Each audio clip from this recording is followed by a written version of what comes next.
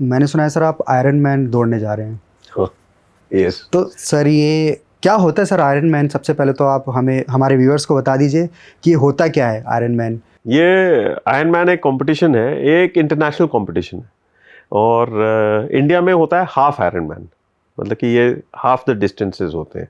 It involves cycling 90 kilometres, running 21.5 kilometres and swimming 1.9 kilometres. 1.9 kilometre. हाँ जी। या sir कुछ half an hours की होता है या फिर ये कैलकुलेट होता है कि इतना ही किलोमीटर आपको स्विमिंग करनी है? नहीं, ये डिस्टेंस दिया हुआ है, तो आपको वो स्टार्ट होता है स्विमिंग से, आप स्विमिंग करते हैं।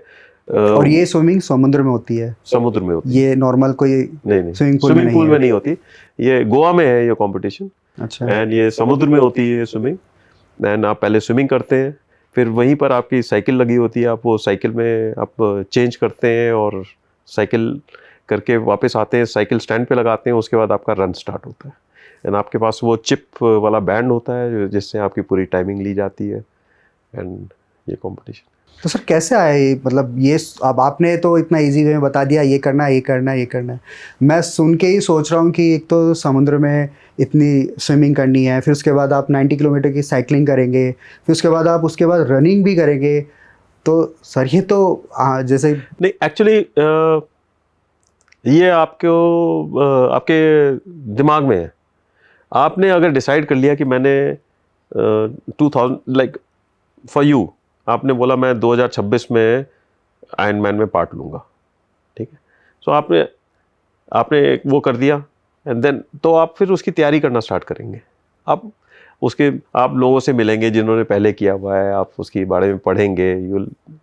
इनफैक्ट हमारी यूनिट के जो हम रिटायर्ड ऑफिसर्स हैं, हम सब मिलके we are planning to swim the English channel also next year. English channel. Yes, great. So that is what यही चीज़ें सर दिखाती है कि कमांडो कैसे अलग होता है।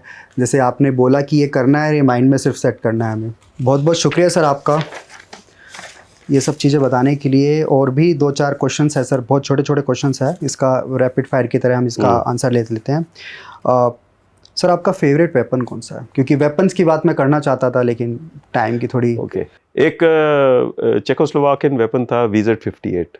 VZ-58। हाँ, वो कुछ AK-47 जैसा होता है, लेकिन उससे काफ़ी छोटा और हल्का होता है। और सर आपको अब तक की जितने आपने प्रोग्रेशन किया, NDA, IMA, जो भी आपके ऑपरेशंस थे या ड्रिल थी, उन सब में सबसे टफ एक्सरसाइज या फिर जो ट्रेनिंग एक्सरसाइज है सबसे टफ, वो आपको कौन सी लगती है?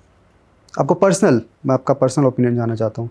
आपको लगा कि मुझे ये इन सब में सबसे टफ ये लगी, या मुझे ये करने में मज़ा आया और ये मैं बार बार करना चाहूँगा? नहीं, देखो, जो हमारी जो स्पीड मार्चेस होती हैं, जो 40 किलोमीटर्स वाला जो स्पीड मार्च है, वो काफ़ी वो काफ़ी टफ है। वो आपको पसंद है? पसंद क्या है काफ़ी टफ है वो। काफ़ी टफ है वो। हाँ, ओके सर। और एक सर कोई एक ऐसी चीज़ जो आपको आर्मी ने सिखाई हो और आप भी चाहते हो कि ये मैंने सीखी है और हर कोई आदमी सीखे, आपके जो भी आपके बेटा बेटी जो भी आपके बच्चे होंगे, या आप सबको सिखाना चाहते हैं कि ये भाई आर्मी से ज़रूर सीखनी चाहिए, एक ऐसी चीज़? आर्मी में हमें एक बड़ा एक ऑनेस्ट स्ट्रेट फॉरवर्ड तरीका लाइफ जीने का सिखाया है। बहुत कम यहाँ पर पॉलिटिक्स और ये देखने को मिली मेरे को। बड़ा अच्छा माहौल, और एक रूटीन, एक जो डेली रूटीन वाली जो आदत है, सुबह आप उठ के कुछ फिजिकल करते हो, फिर discipline and routine, this is the main thing which army teachers, which जो भी हमारी तरफ देखता है वो फौज में यही सबसे पहले नोटिस करता है। सर एक ऐसा कोई सबसे यादगार कमांडो जो आप कभी नहीं भूलेंगे, या तो आज भी है या फिर आज हमारे साथ नहीं है, कोई शहीद हो गया हो जो आपको याद हो? ऐसे बहुत हैं, और मैं एक का नाम लूं और दूसरे का नाम ना लूं वो फिर। बट सर वो जब आपके सामने कोई है कमांडो वो सब मेरे साथी थे। बिल्कुल सर, वो सब मेरे साथी थे, एंड उनके बीच में मैं वो नहीं कर सकता हूँ कि ये सबसे लेकिन हैं मेरे बड़े करीब के लोग हैं जो कि अब नहीं है हमारे साथ। सर इमोशनली आदमी अटैच हो ही जाता है जब आप अपनी कमांड के यूनिट में रहते हैं कमांडो से। और जब कोई शहीद होता है तो उसके लिए सर जितनी जो आम जनता है, इंडियन सिटीज़न है, जो भी हैं, वो तो सब अपनी सहानुभूति रखते ही हैं। लेकिन जो असली फीलिंग आती है, जो उनके यूनिट के बंदे हो, आप कमांडर हैं वो, या फिर उनके जो बड़ी रहते हैं, साथी रहते हैं, सर वो तो सर हम नहीं उसे एक्सप्रेस कर सकते हैं। लेकिन सर आप क्या कहना चाहेंगे, अब जो भी ऐसे लोग होते हैं, शहीद होते हैं, तो उनकी फैमिलीज़ वगैरह बहुत सफ़र करती हैं, उनके लिए सर आप कुछ बोलना चाहेंगे? ये जो फीलिंग ऑफ लॉस जो जो फैमिली को है वो तो है। जब मैं एज अ ब्रदर कमांडो मैं अगर बोलूँ, जैसे किसी को अपने सगे भाई या सगी किसी के लॉस का जो एहसास होता है, एकदम वैसा ही एहसास है।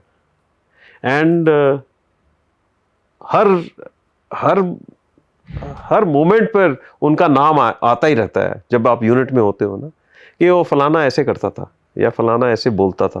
क्योंकि मानो ना मानो हर एक आदमी में कुछ ना कुछ एक यूनिक टैलेंट था, एक आदत थी कुछ, तो वो याद आती है।